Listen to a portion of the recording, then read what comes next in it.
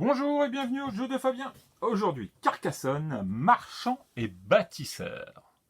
Alors, extension supplémentaire. Nous sommes donc, si je ne dis pas de bêtises, à la troisième. Alors, toujours des tuiles en rajout. À un moment donné, vous allez voir, il va en avoir un sacré nombre. Vous avez 4 tuiles vraiment différentes. Vous avez des ressources qu'on rajoute. Vous avez des bâtisseurs qui sont ici pour chaque couleur, donc les 6 personnes. Et vous avez des cochons. C'est pas Miss Piggy, il n'y a pas du rose, mais c'est quand même des cochons. Alors, à quoi sert tout ça? Déjà, ceci va nous permettre de calculer des points. Celui qui aura le plus, soit de tonneaux, soit de tissu, ou soit de blé, bénéficiera de 10 points. Si nous sommes à 2 personnes sur 3 qui ont le même total, auront 10 points chacun. Si par contre il n'y a qu'une personne, il n'y a qu'une personne qui aura 10 points. Si la personne a plus de tonneaux, plus de tissu et plus de blé, à ce moment-là, cette personne bénéficiera de 30 points. Donc c'est aussi simple que ça, c'est 10 points par celui qui a le plus aura 10 points. Voilà, on s'arrête là, on ne se complique pas la vie. Pour les avoir, il faudra fermer des châteaux. Et en fermant les châteaux, nous aurons justement la petite partie d'une tuile où il y aura indiqué, là par exemple c'est un tissu, là nous allons avoir donc un tonneau, et là nous allons avoir hop, du blé. En sachant qu'on peut fermer un château avec justement les 3 en même temps. C'est là où ça devient intéressant. Hop. Et puis, tiens, regardez. Un petit nouveau là qui se met là. Hop, elle n'est pas terrible celle-là. Voilà. Donc un joli château comme ça. On compte les points. Et en plus, on récupère ce qu'il y a dedans. Donc là, 3 tonneaux de tissu. Un blé, c'est le bonheur. C'est wouh! Allez, on a un petit peu besoin de continuer de jouer. On a gagné. Ça, c'est le château de rêve. Nous allons avoir les cochons. Les cochons, c'est en fait l'aide aux paysans. Je vous rappelle, le paysan, c'est celui qui va être à la fin de partie à côté du maximum de châteaux. Et à chaque fois qu'il est entouré de châteaux, il va bénéficier de châteaux fermés, je précise, il va bénéficier de 2 points par château fermé qui entoure ses champs. Les champs étant la verdure. Maintenant, si je rajoute... Hop, on va faire comme ça. J'ai pas le truc à décoder comme ça, voilà. Stock, et voilà. Voilà.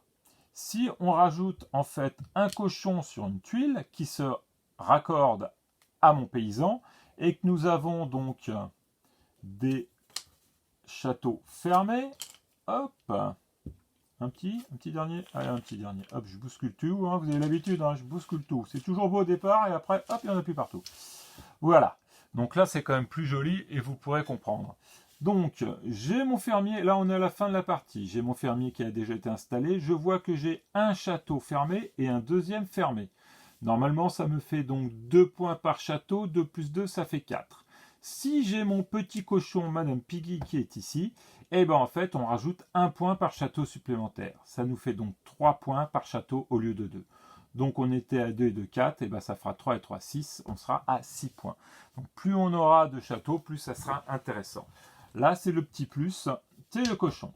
Enfin, on a le bâtisseur. Alors, le bâtisseur, lui, il est terrible. Il est terrible parce qu'il permet que l'on joue plusieurs fois.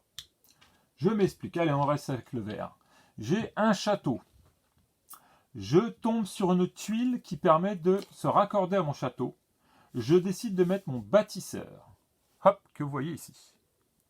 Je le place. Et dès que je placerai au prochain tour des tuiles dans mon château, voilà, je place ma tuile, je pourrai rejouer une seconde tuile, tout en faisant mon tour, en mettant donc, en utilisant donc mon pion qui va avec la tuile. Donc par exemple, là c'est un exemple simple, hein, je pose, pouf, je mets mon pion là parce que je vois qu'il y a un emplacement. Et après, je peux repiocher une carte et la positionner. Alors, si je la remets sur le château, je l'aurai qu'une fois. Je ne l'aurai pas 2 fois. Sinon, ça ne s'arrête jamais. Non, non. Mais ça me permettrait de le fermer peut-être, ou de le compléter plus facilement, ou de rajouter, ou de compléter autre chose. Voilà. Hein, donc, le bâtisseur est intéressant pour ça. Il vous permet de rejouer.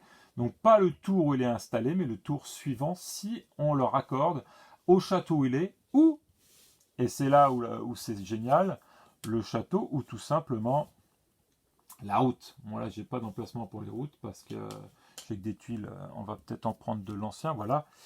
Tout simplement, hop, disons que j'ai mon personnage qui est là, je mets donc ici, hop, et je pourrais mettre mon bâtisseur.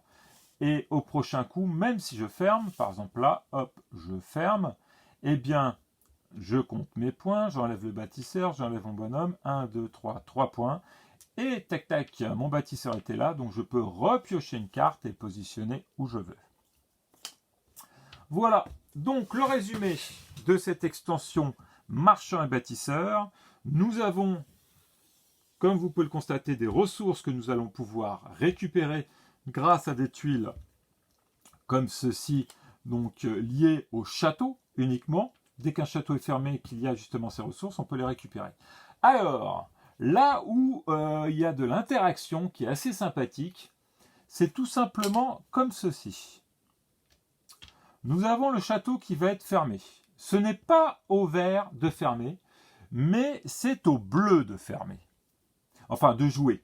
Le bleu, il joue. Il prend une tuile au hasard. Vous voyez, comme quoi, hein, je suis au hasard. Hein, j'ai pris au hasard. Hein, vraiment au hasard. Et il décide de fermer. Alors, vous allez me dire, il est un peu idiot. Il va fermer le château du vert. Donc, c'est le vert qui va récupérer les points. Ça, on est bien d'accord, c'est le vert qui récupère les points. Mais par contre, lui, il va récupérer tout ce qui est indiqué ici comme ressource. Donc il va récupérer 2 blés pour lui, il va récupérer un tonneau et hop, un ruban. Donc un tissu. Donc là il va fermer, le vert va faire ses points de 4, 6, 8, 10, 12 points. C'est clair qu'il a ses 12 points, mais lui il va récupérer ça. Et si lui n'a pas justement à la fin de la partie ça, bah lui il aura gagné 10 points, 10 points, 10 points, 30 points. Donc c'est là où il y a de la stratégie. Des fois, il vaut mieux fermer des châteaux déjà pour qu'ils arrêtent de s'agrandir, que plus ça grandit, plus c'est dangereux. Et en plus, si on peut piquer ce qu'il y a dedans, eh ben tant mieux. Moi, j'aime bien les interactions parce qu'on se poutre, on se massacre. Et c'est rigolo de se massacrer dans un jeu. Alors, on peut faire des jeux sympathiques, il n'y a rien à dire. Un petit Monopoly sympa, et encore, on peut mettre en prison les gens, c'est rigolo. Mais là, franchement, c'est quand même sympathique entre joueurs, hein, de se poutrer la figure. On va rester poli. Voilà pour Marchand et Bâtisseur Carcassonne. Donc n'hésitez pas, c'est aussi une extension super sympathique où il y a du rajout. Souvent, c'est les 3 extensions les plus importantes. Après, je vais vous en montrer d'autres, mais c'est celle-là où on peut faire un vrai jeu qui va durer 1 heure, 1 heure et demie, mais où on peut vraiment s'éclater avec beaucoup d'interactions et autres, et puis beaucoup de tuiles, hein, parce que ça reste maintenant une tuile comme ceci. Hein, mais vous inquiétez pas, vous allez en avoir des autres tuiles, hein, parce que ça, vous n'allez pas finir. Surtout la dernière extension, vous allez constater pourquoi je dis ça. Eh bien écoutez, je vous souhaite une bonne journée et de bons jeux.